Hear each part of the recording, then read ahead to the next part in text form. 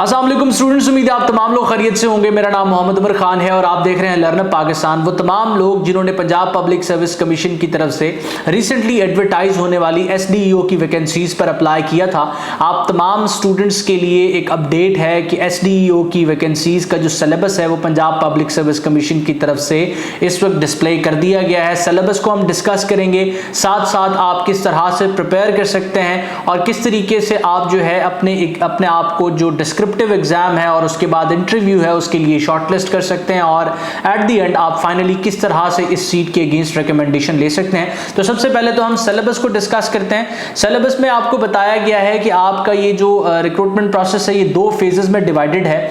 पहले फेज में आपके 2 पेपर लिए जाएंगे और 2 ये पेपर्स जो है ये MCQs नेचर के होंगे। पहला पेपर आपका जनरल नॉलेज का होगा, उसके बाद जो फेज 1 में आपका दूसरा पेपर लिया जाएगा वो इस पैटर्न में जो पेपर 3 है वो लिया जाएगा, यानी कि फेज 1 में आपका पेपर 1 और पेपर 3 कंडक्ट किया जाएगा।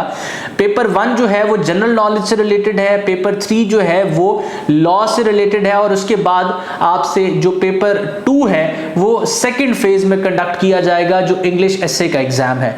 इसको इस तरीके से अंडरस्टैंड कीजिए कि फेज 1 को क्लियर करने के लिए आपको दोनों एग्जाम्स को, यानी कि पेपर 1 जनरल नॉलेज को और पेपर 3 लॉ को 40 नंबरों के साथ 40 ईच के साथ क्लियर करना पड़ेगा। 40 जनरल नॉलेज में लेने पड़ेंगे और 40 ही आपको लॉ के पेपर में लेने पड़ेंगे। उसके बाद आप जो है डिस्क्रिप्टिव पेपर यानी कि इंग्लिश एसे के लिए शॉर्टलिस्ट हो जाएंगे। जब इंग्लिश एसे में आप अपेयर होंगे तो ओवरऑल तीनों पेपर्स में आपने जो है हर पेपर को 40 स्कोर के साथ क्लियर करना है और एग्रीगेट आपका 50 का बनेगा, तभी आप जो है इन तीनों एग्जाम्स में क्लियर कर सकेंगे। एंड देन आगे का जो प्रोसेस है वो इस तरीके से बताया गया है कि 5 जो कैंडिडेट्स हैं वो एक सीट के अगेंस्ट उनको इंटरव्यू के लिए कॉल किया जाएगा, यानी कि 78 नंबर ऑफ सीट्स हैं ओपन मेरिट की, तो 78 मल्टीप्लाइड बाय 5 इतने नंबर ऑफ कैंडिडेट्स को आप Punjab public service commission interview के लिए कॉल करेगा और इन तीनों एग्जाम्स को क्वालिफाई करने के लिए, इनमें पास होने के लिए आपको 50% एग्रीगेट रिक्वायर्ड है। अब सबसे पहले हम डिस्कस करते हैं पेपर 1 जनरल नॉलेज के हवाले से।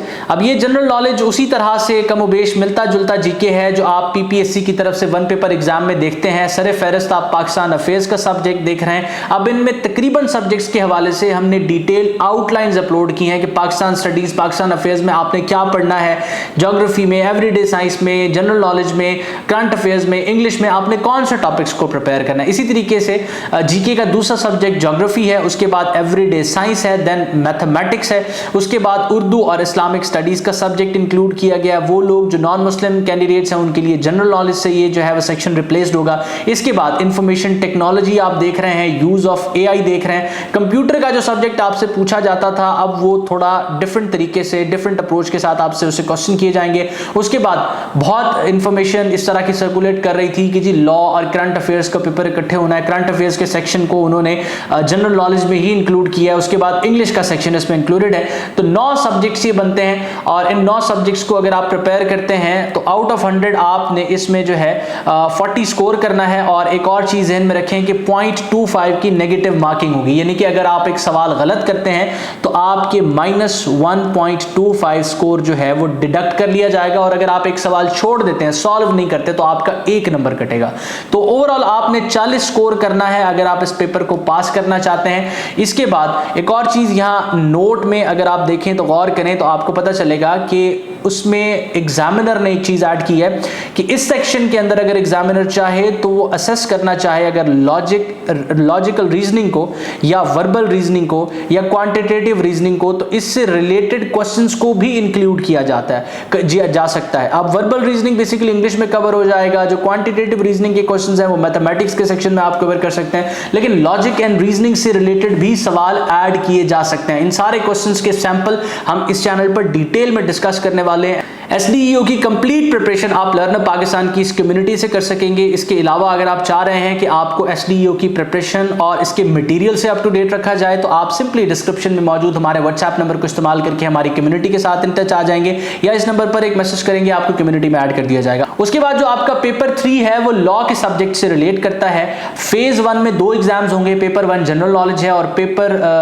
2 जो है वो पेपर 3 के नाम से सिलेबस में एडेड है। फेज 1 में वो आपका लॉ का पेपर है। अब इसको इसको फर्दर 3 कैटेगरीज में डिवाइड किया गया है। देखने में ये सिलेबस बहुत कॉम्प्रिहेंसिव लग रहा होगा आपको लॉ के सब्जेक्ट का। वो लोग जो लॉ के बैकग्राउंड से नहीं आए उनके लिए इस पेपर को कवर करना, इसमें स्कोर करना और अल्टीमेटली इसको पास करना भी बहुत मुश्किल हो सकता है अगर वो रेलेवेंट गाइडेंस को फॉलो ना करें। जिस तरीके से कॉन्स्टिट्यूशन ऑफ पाकिस्तान में जाएं तो कॉन्स्टिट्यूशन ऑफ पाकिस्तान अगर आप प्रिपेयर करने लगे तो आपको बड़ा टाइम लगेगा, लेकिन अगर आप पीरा के पर्सपेक्टिव से इसको प्रिपेयर करें, इस वैकेंसी के हिसाब से इसको प्रिपेयर करें तो आप आसानी इसको थोड़े से टाइम में प्रिपेयर कर सकते हैं। इसी तरीके से लीगल मैगजीन में अगर आप चले जाएं तो लीगल टर्मिनोलॉजीज, लीगल मैगजीन्स जो हैं वो बेसिकली इतने सारे हैं कि आप कंफ्यूज हो जाएंगे। तो वो रेलेवेंट, वो फेमस लीगल मैगजीन्स जो इस वैकेंसी के हवाले से इंपॉर्टेंट हो सकते हैं या असेसमेंट के हवाले से, कैंडिडेट के बेसिक लीगल नॉलेज की असेसमेंट के हवाले से इंपॉर्टेंट हो सकते हैं, हम सिर्फ उन्हीं को कवर करेंगे।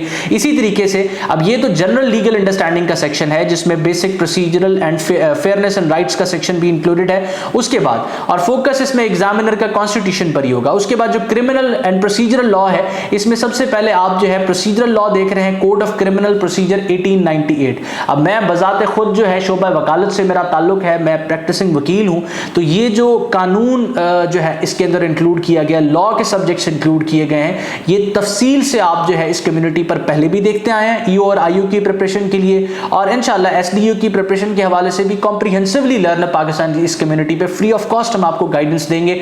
आपको बाकायदा जो है वो इस हवाले से हम लेक्चर्स प्रोवाइड करेंगे। ऐसा नहीं कि सिर्फ आपको एक जो है ओवरव्यू दिया और उसके बाद कहा कि जी हमारा पेड सेशन ज्वाइन कर लीजिए, नहीं।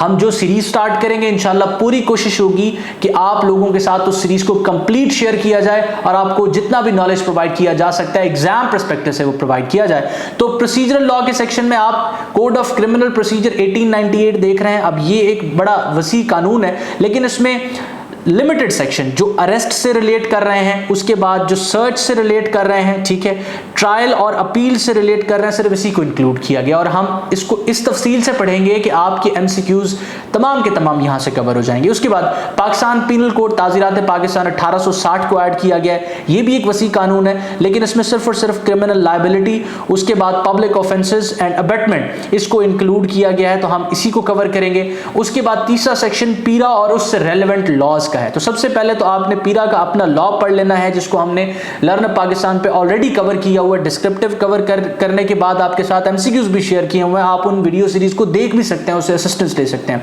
तो उसके बाद जो है Punjab price control of essential commodities act इसके अंदर इंक्लूड किया गया है। Punjab prevention of hoarding act इसके अंदर इंक्लूड किया है। The colonization of government lands Punjab act इसके अंदर इंक्लूड किया गया है। टेनेंसी एक्ट को इंक्लूड किया गया, लैंड रेवेन्यू एक्ट को इंक्लूड किया गया, और Punjab enforcement and regulatory authority के जो रूल्स हैं 2025 के वो ऐड किए गए हैं। तो ये सेक्शन भी इंशाल्लाह कॉम्प्रिहेंसिव हम जो है इसी चैनल पर कवर करने वाले हैं। और अगर आप इस सीरीज को फॉलो करते हैं तो मैं आपको श्योर करवाता हूं कि आपका मैक्सिमम स्कोर जो है वो जीके से ज्यादा लॉ के सेक्शन में होने वाला है, क्योंकि हम इसको इतना आसान और इतना जो है वो आपके लिए टू द पॉइंट कर देंगे कि ये प्रिपेयर करना आपके लिए बहुत आसान होगा। तो अगर आपने कम्युनिटी को फॉलो नहीं किया हुआ तो डिस्क्रिप्शन में लिंक है, कम्युनिटी को फॉलो कर लीजिए ताकि एसडीयू की प्रिपरेशन के हवाले से सारी अपडेट्स हम बर वक्त शेयर कर सकें। और उसके बाद अगर आपको वहां से ज्वाइन करने में मसला होता है तो इस नंबर पे आप सिंगल मैसेज कर सकते हैं, आपको हम जो है वो कम्युनिटी में ऐड कर देंगे। अच्छा, अब ये फेज 1 जब आप क्लियर कर लेंगे, फेज 1 के दोनों पेपर्स में अपेयर हो जाएंगे और हर पेपर में आप 40 स्कोर करेंगे, आप पास हो जाएंगे,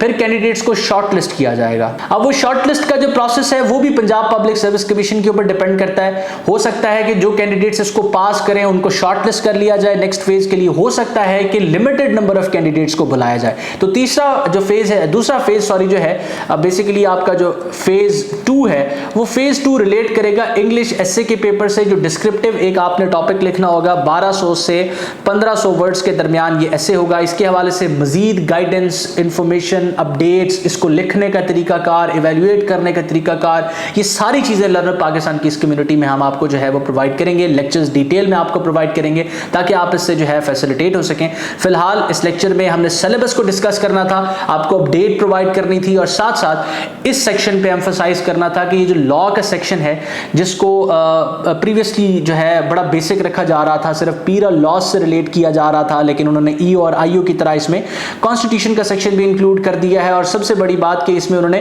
क्रिमिनल प्रोसीजर को भी इंक्लूड कर दिया है, प्रोसीजरल और सब्सटैंटिव लॉ दोनों को इंक्लूड कर दिया है। बहुत से लोग कहेंगे कि जी ये तो बहुत ही ज्यादा कॉम्प्रिहेंसिव सिलेबस हो गया। देखें, आइन के बारे में हर शहरी को पता होना चाहिए।